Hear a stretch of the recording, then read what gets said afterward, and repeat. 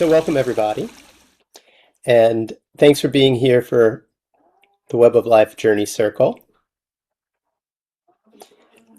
Today what we're going to do is we're going to direct our healing focus towards Kalalau Valley on Kauai.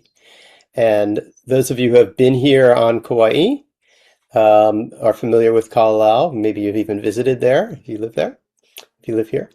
It's a gorgeous place, and actually part of Kalalau is behind me on my screensaver as well.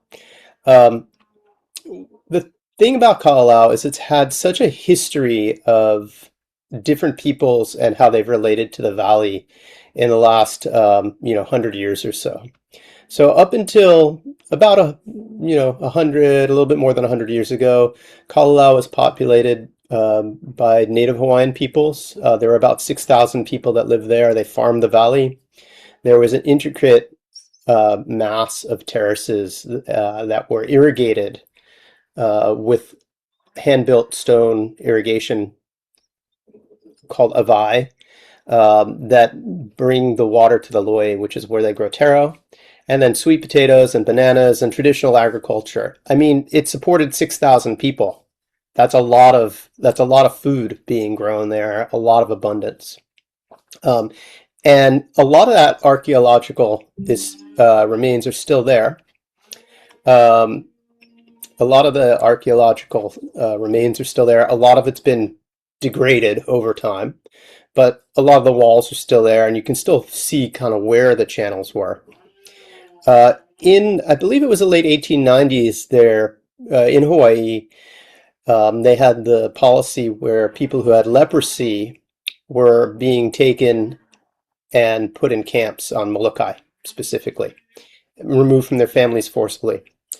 And so there was a guy named Ko'olau, and they found that he had leprosy, and they were going to take him, but they were going to take him away from his wife, Pi'ilani, and their daughter, and son, I believe. And so they refused. And so him being a experienced backcountry person, left in the middle of the night from Waimea and came up the mountain and then walked down the back wall of Kalalau. There's a trail that I wouldn't really call it a trail. It's a route. And it's definitely not flat. It's basically a vertical scaling down the wall. So he and his infant son and wife fled down, and then they lived in the valley, and they were sheltered by the people in the valley for years. And then they sent people in to arrest him, and they were never able to arrest him. He ended up actually, they came into his camp in the night and tried to take him by force, and he ended up killing one of the sheriffs or the deputy and stuff. And it became this big thing actually in national news. Like they call it the Ko'olau Rebellion. It was one guy hiding in Kalalau Valley, okay, with his wife and infant. Okay, but it was all part of the politics of taking over Hawaii at the time militarily. So it was a very big thing. Long story short, he lived free. He eventually died free in Kalalau, as did his baby son, and his wife ended up climbing back out by herself and going down to Mana near Polahali, and thinking she was going to be arrested, but they just let her be free. And that's kind of the end of his personal story. But if you go around, like even on Kauai, there's Ko'olau Road. It's a very, it's a known story. It's a fascinating story. But they did come in and then burn the village in retaliation at the bluff in Kalalau. And after that, the land was then deeded to the Robinson family, who then brought cattle into Kalalau in 1931 after it had been abandoned. So after the village was burned, there were still some families that tried to be there, I believe. And then they ended up, not being able to hang on with only, 5 or 6 families. There wasn't enough people to take care of the land. So then the Robinson family somehow was able to gain control of the land, and they brought cattle in, or at least have grazing permits to bring cattle in. And so from like 1931 until like the mid 1960s, they grazed cattle in there. and it completely destroyed all the irrigation, all the Hawaiʻi. Much of the archaeology was destroyed by the cattle, polluted the waters. Um, so there wasn't that much native forest there to begin with because it was already cultivated for hundreds of years. But the cattle destroyed it, and they put in a lot of, guava and other invasives, replaced what was there for agriculture.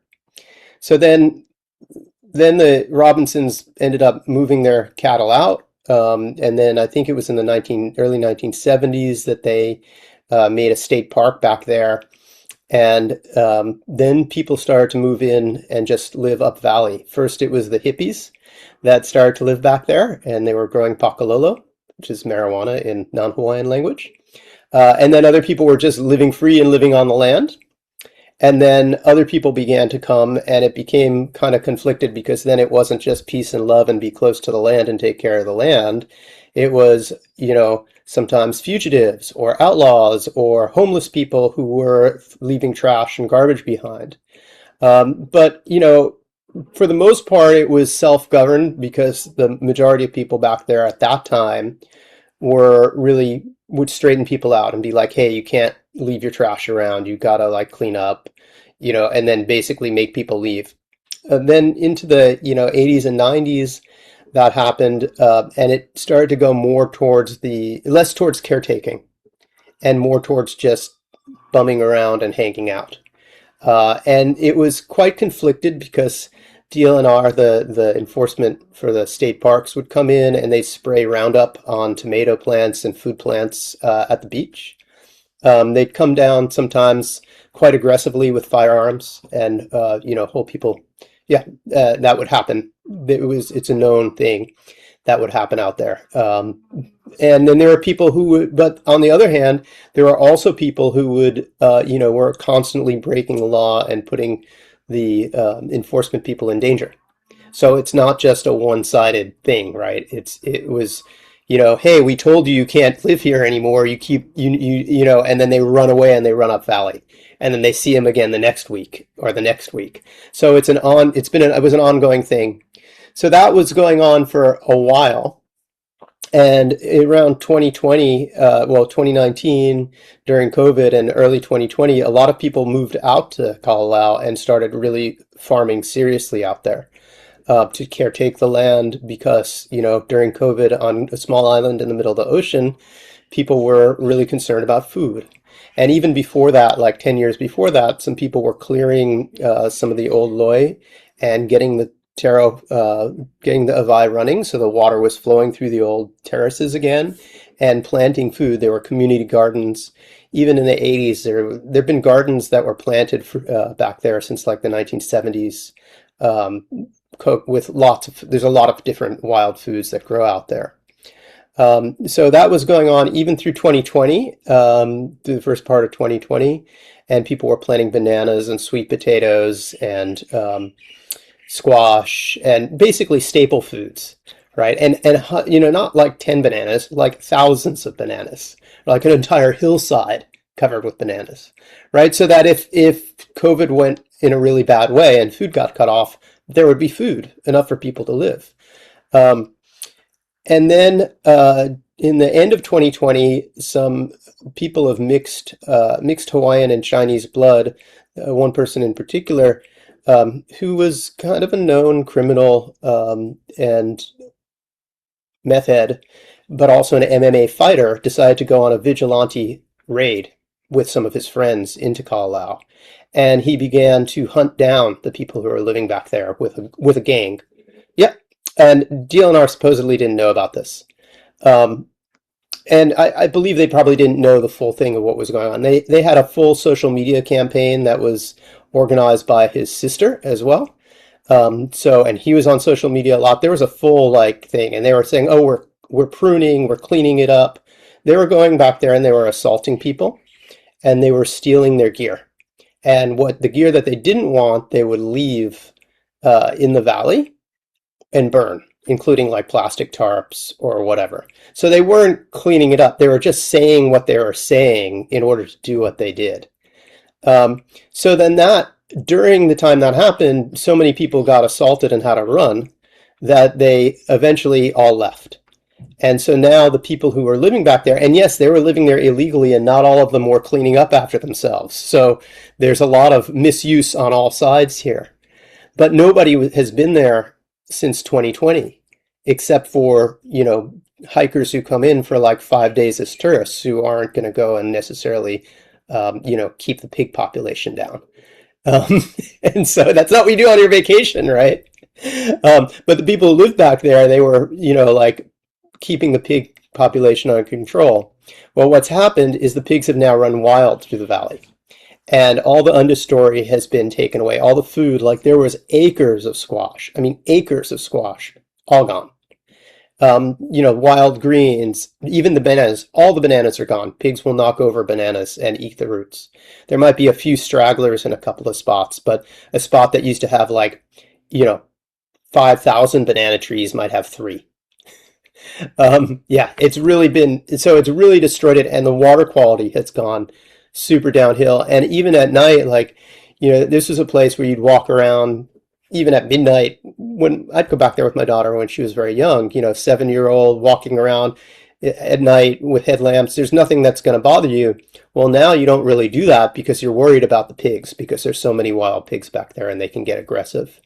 And people I know who are very skilled outdoors people also have a similar, hey, I don't really feel comfortable staying up valley anymore because there's so many pigs. So what's happened is this has gone, really, really out of balance. And still to this day, there are people who also come in and they want to just stay for a month and not, do anything proactive. There's still people who come back and try to clean up and do good things back there. But then there are people who come and they leave garbage. Like when we were there the last time in October, there was this kid who was there without a permit. And okay, a lot of people go back there without a permit. Well, the rangers happened to come in that day.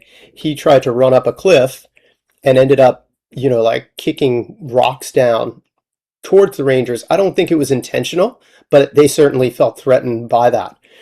Anyway, he ran away and he escaped. Now these guys are they have families. They're not horrible people. They're not, some of them are actually pretty nice people. And the next day he comes walking up and I look at him and I'm just standing there doing my morning practice on the bluff. And I look at him, I go, hey, what are you doing? You just ran away from those guys. Why don't you leave the valley? He goes, oh, no. I'm like, what are you doing down here? If you're going to stay in the valley, go way up valley and hide. Don't be down here. And then 2 minutes later, the rangers pop out and they go to arrest him. And he tries to actually run around them. Right. And it's and forces them to take him down like football tackle. Right. And it's so out of alignment to do that because these guys don't know, who this kid is. Right. And what he's doing. They have a guess, but they don't know what kind of danger, he's not obviously thinking clearly.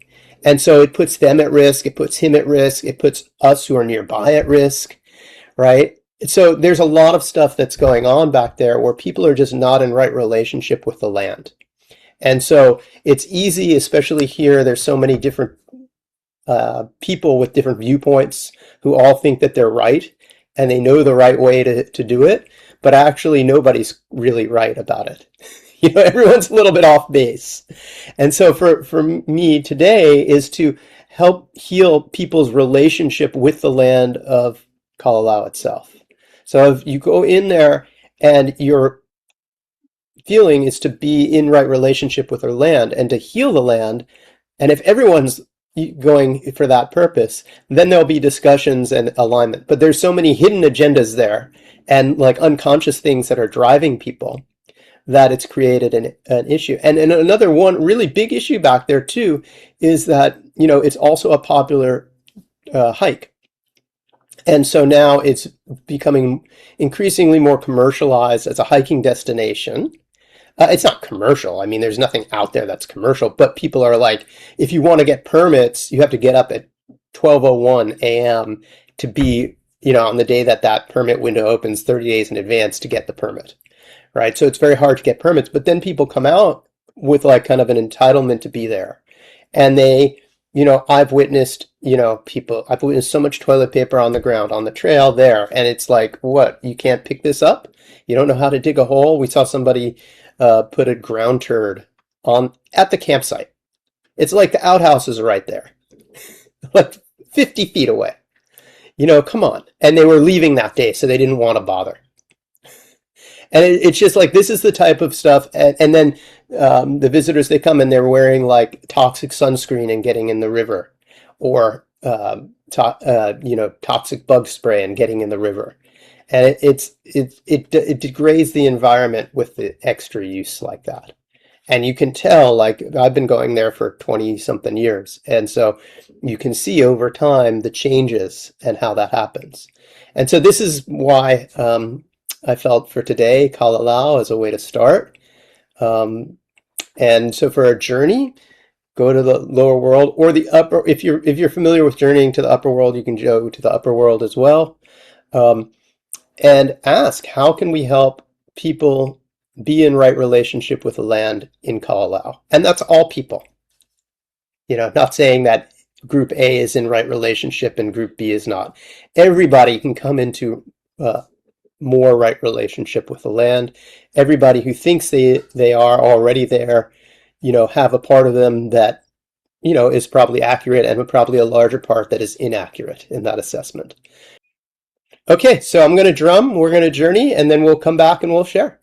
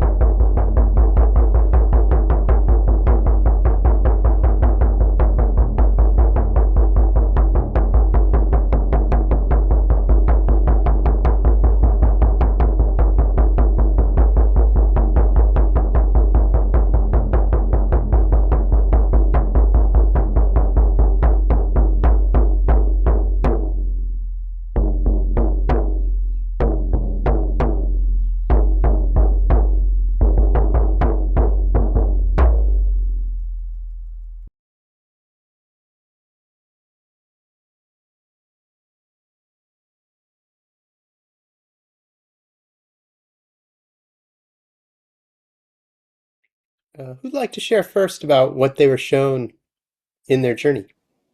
I'll go first, Scott. Go ahead.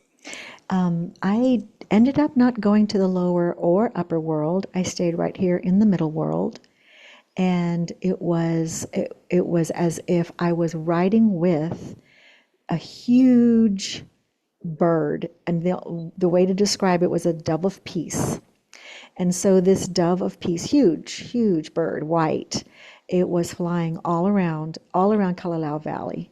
And what it was doing was as it was flapping, it was vibrationally sending peace to the land. That's why it was a dove. Like I just saw it as a dove of peace. Peace to the land, peace to the land. Up to the waterfalls, down everywhere, the whole valley. It was just being peace. And as the drum kept going, and as I was journeying with this dove, then all the birds came, which was so fascinating because there's bird sounds. I don't know where the bird sounds came from. I don't know if you are near birds or someone had birds, but there was tweeting birds.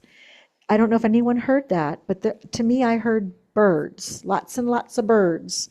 And so all the birds came and they were doing their flapping, all different sizes, all different kinds. Then someone here is from Australia. Is it Carolyn, you? And you have your horses. The horses sprouted wings. They wanted to come. And so they came and they were traveling around and they were flapping their wings, getting their horse energy, whatever that is, because they sprouted the wings and they wanted to join the birds. Then, toward the very, very, very end, this is really what's fascinating, is that the dragons came out. So we had birds, horses, and the dragons. This was the big guns, y'all. They came out and they were flapping their wings and they were doing their dance in the sky and they were really calling in the energy for healing, like big time healing. And so all of that was happening. And at the same time, I saw signs. It wasn't necessarily real signs, but energetic signs posted everywhere. And what it said was, please respect the Aina. So it was like if you're walking there, you may not see it because it's not visible, but it's there. Please respect the aina. Like you said, dig the hole for the toilet paper. Pick up your trash. Love the land. Treat it with respect. Please respect the aina. And so that's what I want to share because I was like, do we go to the upper world? Nope. Do we go to the lower world? Nope. Well, I heard the rooster there, but it was not roosters. It was all kinds of birds, tweeting birds. So anyway, thank you for letting me share that because that was just what happened in the journey that I took. Lots of peace, lots of healing on a very energetic level. And I'm Thank, complete. thank you. Thanks so much, Doreen. And there are lots of birds, especially in the upper reaches of the valley, on the cliff tops in the false valleys up top, the hanging valleys. That are, goes all the way up to Kokei. The watershed goes all the way up to Kokei.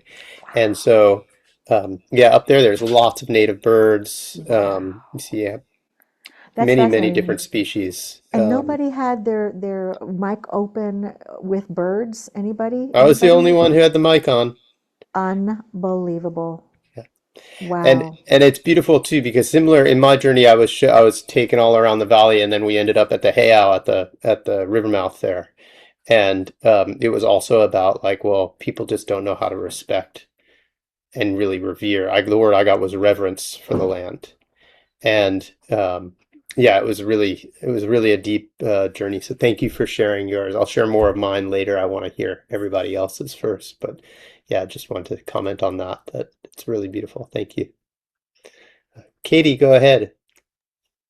I also heard the birds. That's really interesting. Um, so my journey began with turtle in the lower world, and I think we came out of some type of watershed. And I'm not sure what the history of the land is with any of like any type of Tahitian line, but I felt really strongly this Tahitian being as like a guardian of the land who and the reason I rose my hand is that I also had a really big he kept saying, please ask for permission, please ask for permission. He was very frustrated and angry over how people have treated the land. And he said that the land really belongs to a certain lineage of people. And when they are there with the land, he kept saying they laugh and dance food from the ground.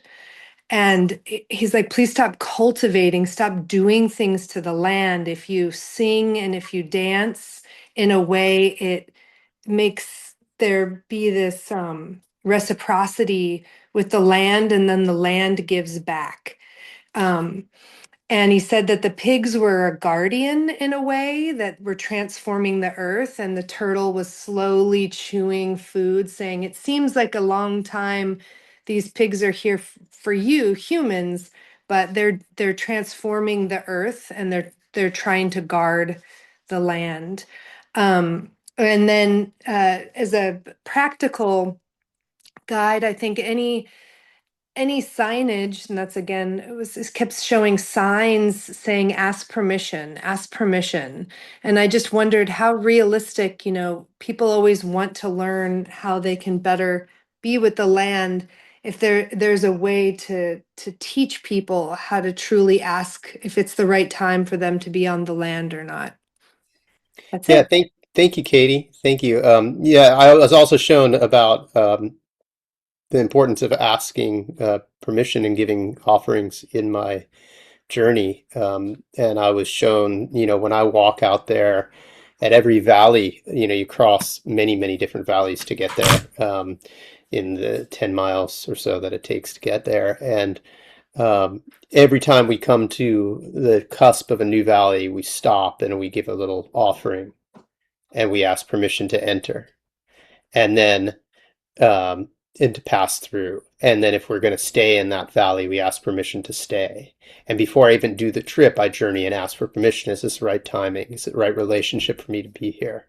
And when we make our camp, we put tobacco around and make an offering to our campsite. That's just kind of standard protocol. And then I was shown, you take this for granted, Scott, but that actually most people don't walk that way. And you need to remember that this is something that people don't know. It's something that you take for granted, that everybody comes out here thinking like, I'm here, I'm asking permission to be on this land, to receive healing from this land, to be here, to rest and rejuvenate and whatever else. But not everybody does that. So that was also kind of interesting, the way that ties into what you were shown. About the Tahitian line, there are two lines in Hawaii. I don't know if you're familiar with that, Katie, but the original, are you? I'm not at all. Okay, yeah. So the original Hawaiian settlers came from the Marquesas and around 400 AD, and they were much smaller in stature than the Tahitians. And they lived on the land quite peacefully for about 800 years. And then a clan, some Tahitians lived with them too. They welcomed all the Pacific Islanders who came. And then around 1280 or 1285 AD, there was a war party, well, a party from a warrior priest from Tahiti named Pa'au or Pavau. And he came with, and he did some scouting around all the islands, and then he came back with 1,000 war canoes, and they conquered Hawaii. But they never conquered Molokai or Kauai. But they did eventually, through treaties, take over Kauai. And so, I don't know if there were original settlers in Kalalau prior to Tahitian settlers, but the families that were there previous at the end, before there's definitely Tahitian families that were, or Tahitian Hawaiian families that were in Kalalau, and the system was there. It was the Tahitian or Kapu system, not the pre-Ali'i system. That was the system that was there when everything happened with Ko'olau and the, meeting of the Western cultures and taking over of Hawaii by the United States and the other powers that were trying to take over. So this is your historical marker on that. and they actually brought the pigs. So it makes sense that they would be, happy with the pigs because there were no pigs in Hawaii uh, before the Tahitians came. Oh, Um, that is so fascinating. so And I that will the pigs will were brought on say, canoes. oh my gosh, that is wild. And I just love that. Thank you so much for sharing that history. It always makes it sort of root and ground in the experience. I will say one other thing that he showed was that when the right people came, that the pigs would offer themselves as sacrifice, and that then there would be a big feast. There'd be a great feast. That's That's very interesting. Thank you for sharing that. I also saw something like them all being led down from the valleys down to the beach. And then it was like the pigs are being led to slaughter. And I'm like, well, that's a weird yes, thing to have in my journey. But yes. that's exactly what came up. I love And it. Thank yeah. you. And then also I was shown that the timing wasn't right yet, that the right people aren't here to caretake the land. So that was a very, Yes. yeah. That is wild. Thank you. Yeah. Thank you, Katie. Thanks for sharing that. Go ahead, Adele. Hi, everybody. Yeah, so when I arrived in the lower world, I was greeted by my normal spirit animal, and then owls showed up. So I don't normally work with owls, so it was like I couldn't get going. He was trying to fly, and I was like, I don't know, what do I do? Do I hold on to you? It was very odd. And then there had to be a merger and an embodiment. So that took me a minute. And then, but once I merged with him, it was fine. So we flew around the valley, and I could see people who were walking there. He was showing me how many rocks and stones are being moved and how much it's actually damaging to the actual land. Then the next thing that I saw was, and I've never been there, so I was looking at it from the outside, and there were a lot of people. It was nighttime, and there was a lot of people camping. So you could see a lot of lights where people were in their different spaces. Then I could see the insects coming from underground, and it was like the land was more porous. They were dragging everything. There was like concentrations of heat signatures, and they were attracting all these insects to one place. So what became very clear to me was that um, it was like there is enough of everything and everybody, but if they're all too much in one place, it's too concentrated. And then the next awareness that I got was this has to be shown. There are, and it didn't get who, but this has to be seen. So there has to be awareness that needs to be created about this. And then I also saw, when I was looking around, I saw signs, but my mind was like, no, there should not be signs here. So it was interesting. I didn't go further with that, but it's interesting that a lot of people have mentioned signs. Um, I kind of, I suppose, interfered with that. But okay, so um, there, I definitely heard a lot of birds. I actually thought, Scott, there was something going on with you with birds, similar to the other people. I can't believe that they weren't birds. They were very, very real. That was even to me. And I was like, I mean, we've done this so many times. So, like, okay, the birds. But then they said to me, the birds are weaving their energy in the valley because they trying that to do that to help, because what they're trying to do is to try to open the people's hearts who are there, but the people aren't listening to the land. And then they showed me I need to hold my ear on the ground and just listen. That's all I have to do. The land will tell us what it wants, but we have to listen, and nobody's listening. And then what I got was, what we need to do is human beings need to have ceremony with the land. There is a shadow there, and it needs to be healed. So if we want to do what's right by the land as humans, we need to go and have ceremony. I can only tell you that I saw fire and I saw a circle of people. I don't know who, I don't know what, I don't know when, I don't know any of that. All I know is that's what I got. We have to go do ceremony. I did see people do hula. I did see a lot of people going there with the purpose of doing that. Um, so that's me.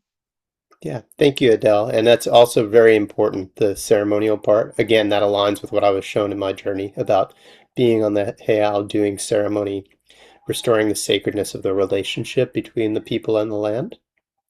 Um, is very important because there's been so much misuse. I remember one year we paddled in by kayak and there are people, like 20 people getting drunk on the heiau and just, like stupid, screaming, yelling, like just, no regulation whatsoever of their own behavior.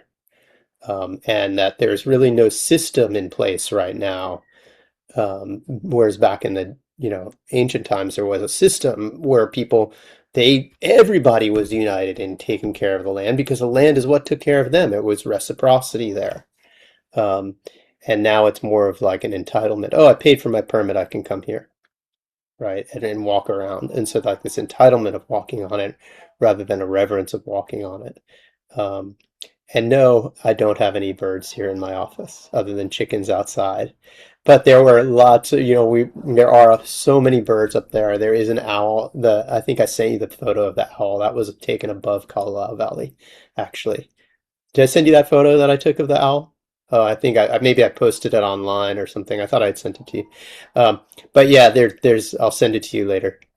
Thank Of a you. pueo. It landed about 15 feet from me the other day, like a few weeks ago. And so, yeah, there's owls. There's actually an area I know up there where there's an owl that nests. My friends have seen the owlets there. We see owls up in the upper valley a lot. There's, shearwaters, tropic birds, nene, and then in the high upper elevations, you'll find the native birds like the alapaio and the iiwi and the apapane and stuff. Birds that are very uncommon. And then, of course, you have all the common birds lower down. So, yeah, there's tons of birds. So thank you for sharing that. Thank you. Rebecca. Yeah. So my journeys are very fragmented, but so my spirit animal guide, which is a black leopard, he and I called Spirit. There's actually a story about a Black Panther in Africa who they named Diablo, and it's a long story, but his real name is Spirit anyway. But he's my animal spirit guide, and so we went to Kalalau, going up, starting with these switchbacks, merging, and then at one point there was like this body of energy that said that we needed to ask permission. It was and I never hear instructions or noises in my journeys. It's more like a knowing, but that was what was relayed to, and we did with contrition too, like, oh my goodness, forgot. And then at that point we were able to, like, it's almost like we didn't even have to do the switchbacks anymore. We were up and we were looking down on the terrace, on different on the terraces, and there was like a very dark, there was dark energy there. And then I imagined, or thought about all the people who were destroying the place, beginning with colonizers and just everything that you described. Scott, is it Scott? Mm-hmm. And anyway, so they kind of self-immolated, and then there was like but there was a zipping off of the outer suit of the skin to reveal like luminous bodies, and they stood around in a circle.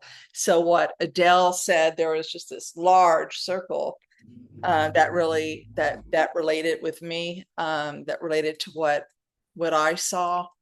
And the terraces were rainbowed at that point. But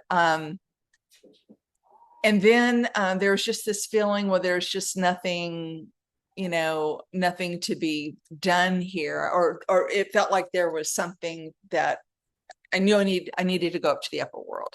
And so I went up to the upper world. Athena's my upper world goddess and guide.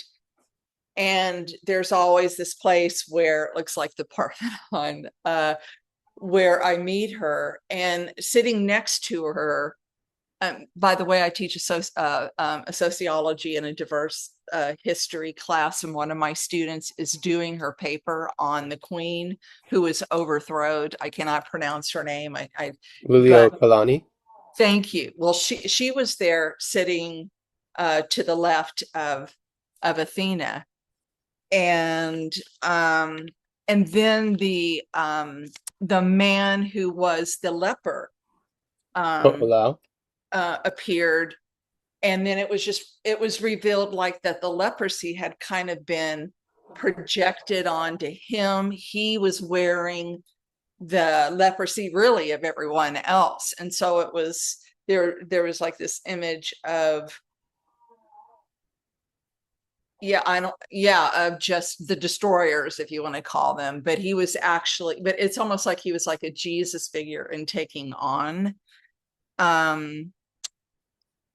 everyone's, but it was up to, and he was kind of sanctifying everything. And then at that point, now I'm having to look at my notes, but there was just this it felt like this regeneration. Everything got so green. Then I was back at Kalalau, and it just felt like this I went down to the core of the earth, and there was like this lava that came up, and it burned everything, but then it just regenerated everything, and there was just so much green. And I mean, it was just it was pungent, and I think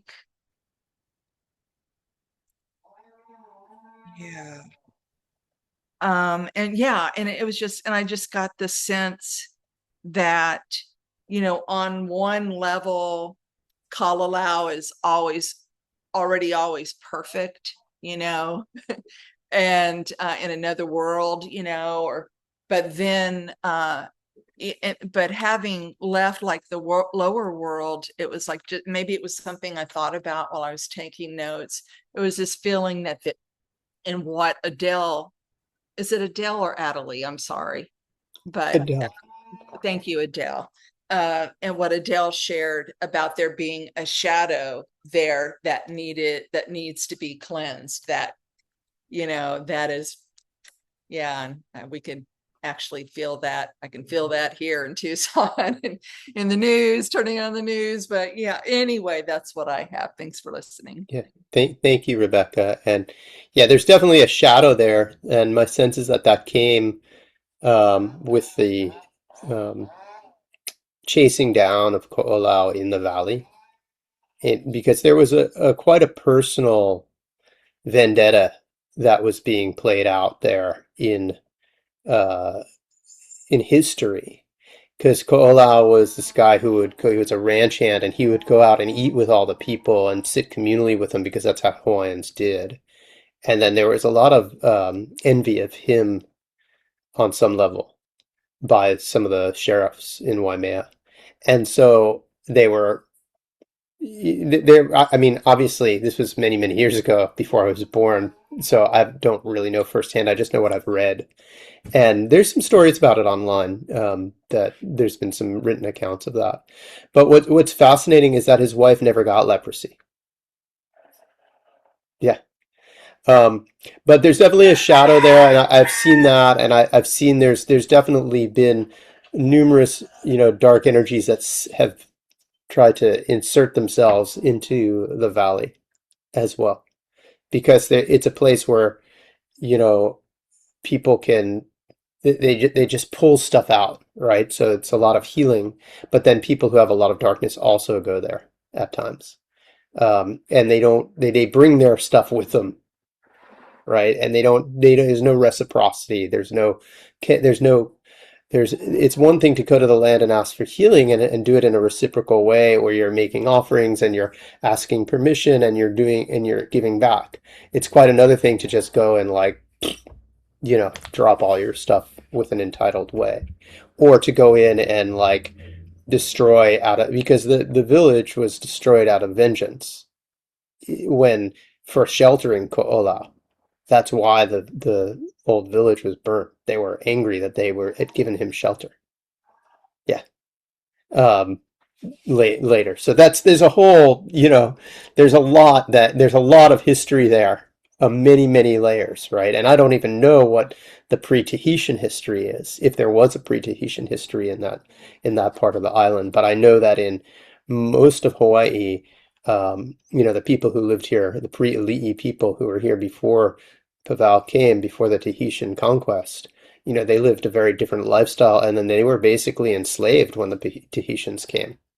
And that's why they're called menehune, because it's mana huni, low mana, like small mana, like not little of stature, but little of power, right? And so anyway, that's a whole Hawaiian history thing that is a little bit off topic, but just to give you some context of there's many different layers here with that. So thank you for sharing what you were shown. It's beautiful.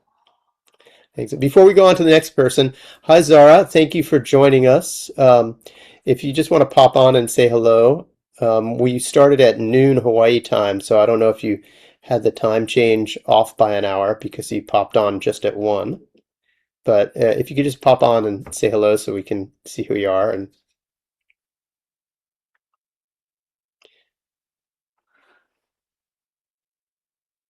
okay. So we completed our journeys. Who'd like to share next about their journey? Go ahead, Marinette. Okay, like I said, I'm new to this. Kalalau has a special meaning for me. I've never actually camped down in there or went down in there, but I've always enjoyed going to the lookout. And of course, as an artist, I have painted the valley many, many times, and I feel, the specialness of it, and I'm always just in awe of it. And I also know what you're talking about with the manahuni, because everybody thinks the menehune is like this, like dwarves or like leprechauns or something. But yeah, I read the same thing about them. It's not that they're little people; it's that they had little stature. They weren't warriors and kings like the Ali'i, and that they were regular people. They were farmers and took care of the land, and that's about them. Yeah, so I understand about the menehune. As a matter of fact, I was just out at the Menehune fish pond taking some pictures. Yeah. And I always like to think about them. It's another interesting place, Ale Coco. Yeah. It's really close to where I'm at. There's going to be a very special painting coming up with the Menehune fish pond. Anyways,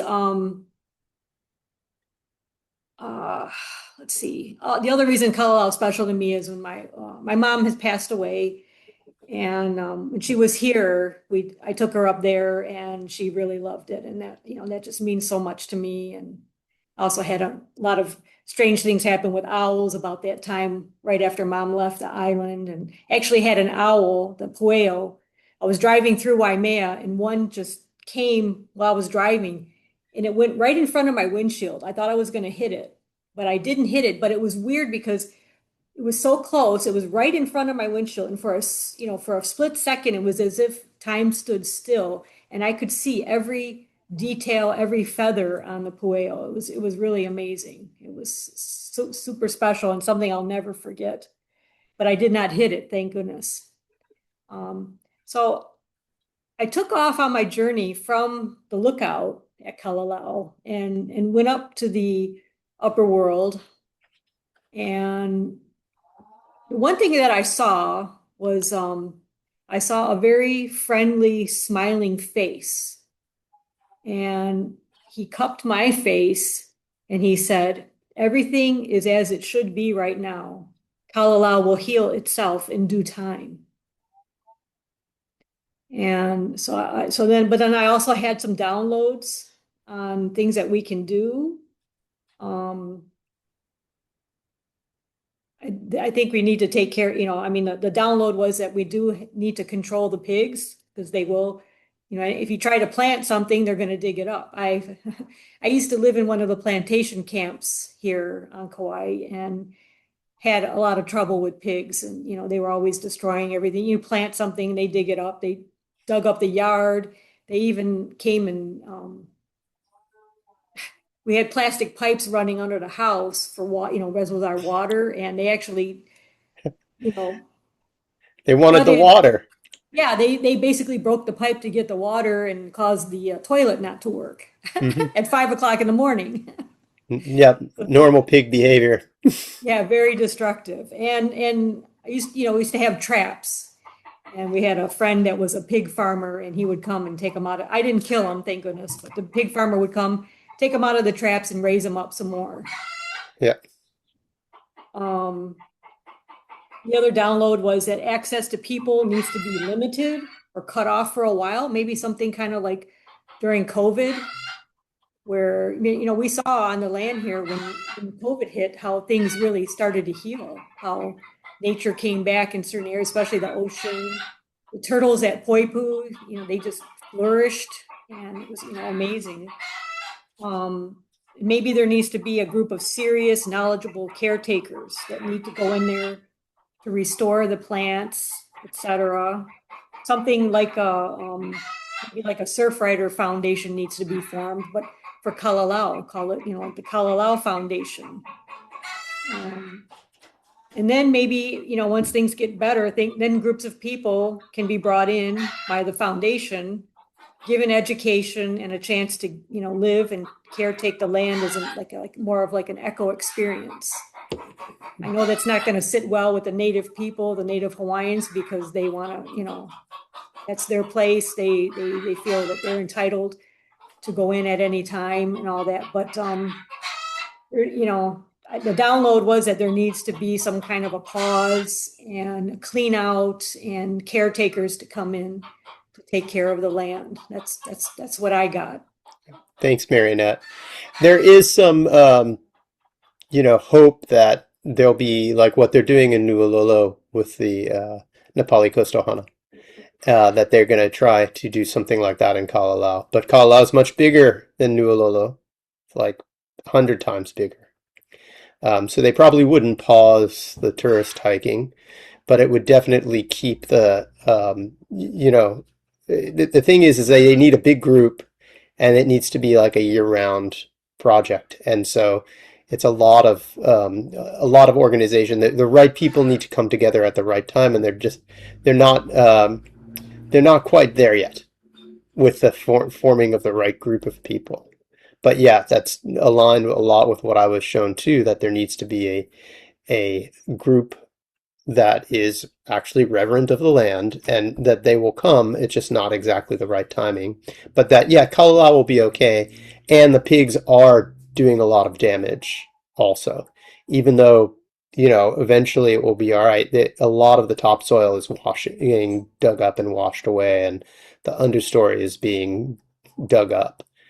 Not even the food understory, but just, the grass. And like little creeks that were beautiful little creeks through grassy areas are now mud pits and pig wallows. And there's all these pig wallows that it's like, it's not really meant to be a giant pig wallow back there. It's meant to be more of a garden where you do dance and food comes up. So, yeah. Okay, so thank you, Marionette. Who'd like to share next? Alicia, and then Carolyn. A lot of what I got was similar to many of you. I traveled to the lower world and met my spirit animal, and he said that we were gonna go to Kalalau, which we did. And as we hiked up towards the center of the valley, there was a group of pigs, and they were foraging and doing their thing. And my spirit animal made me feel safe.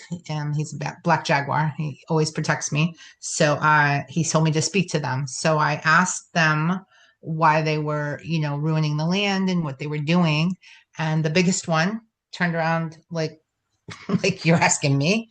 And he said, because we're hungry. That's why. He's like, this is our land. This is where we live. This is what we do. It's really none of your business. So he was kind of rude. But I still asked him again. I said, well, I have some other questions. Can you help me with some of the questions about how we can help the land get in right relationship? And he was like, that is not for me. And he just went back to his other pigs and they just continued eating. At that time, I don't know what kind of birds you call them. Here in Florida, we have them. I think we call them tropic birds. They have like V tails, and they kind of do a mating dance sometimes in the skies. I A know there's a different. long tail. Yeah, those are tropic birds.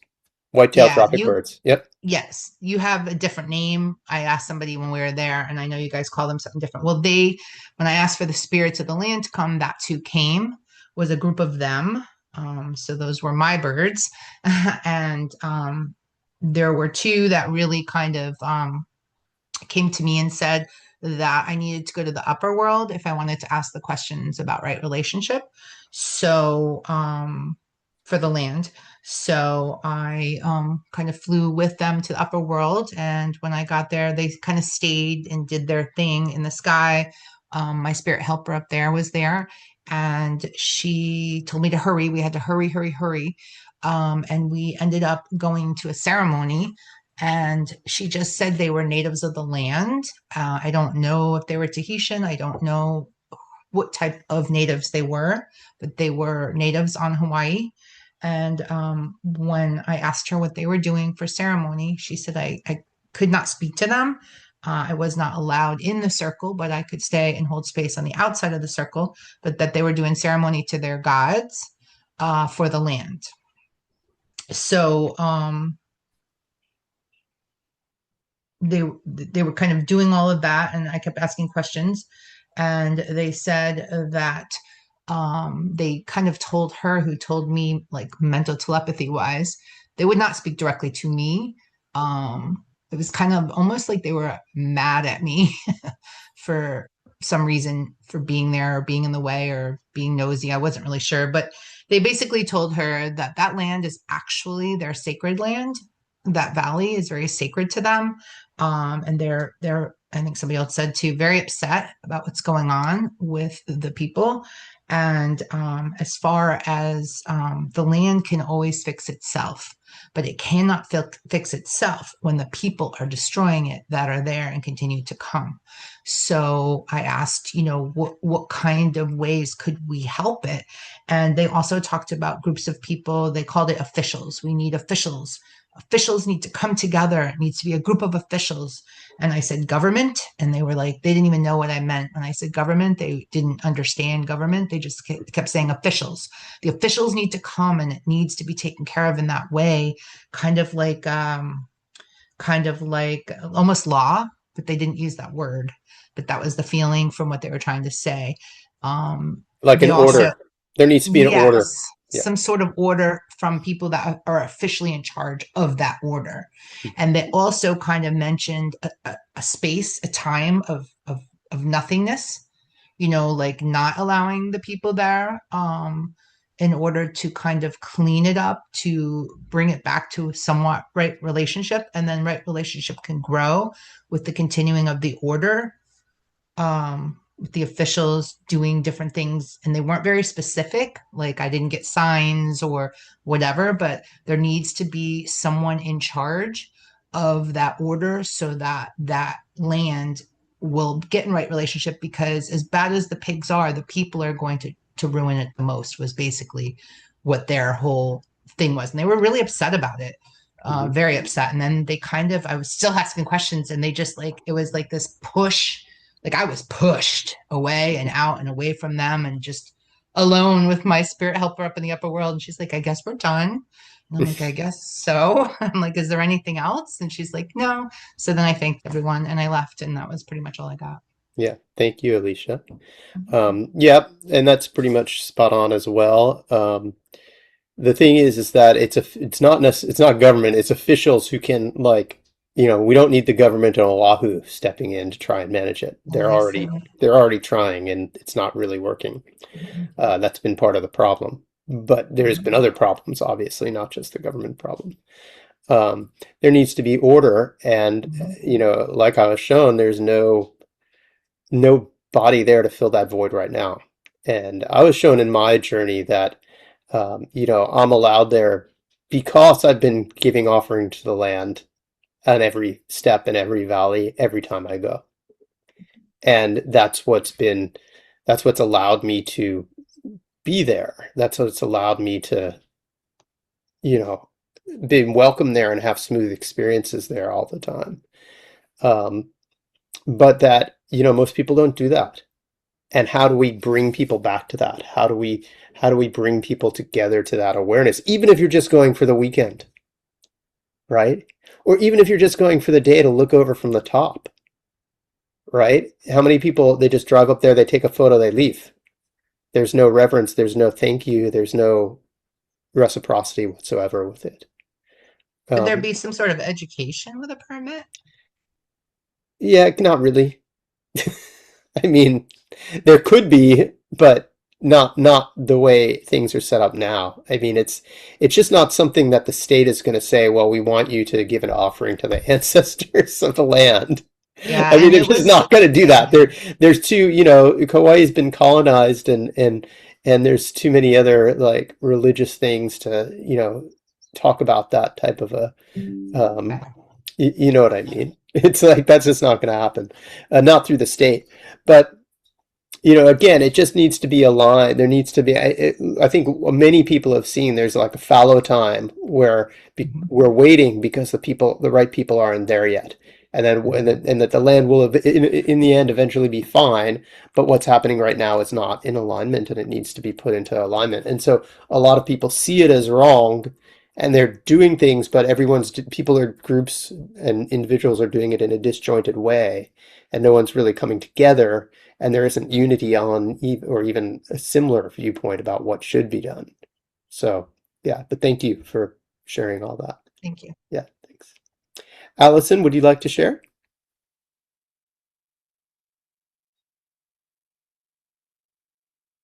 Thanks for joining us, Rebecca. It's okay if you don't want to share, Allison, that's fine. Thank you, everybody, for being here today. Appreciate you all taking the time. I think we haven't heard from Carolyn.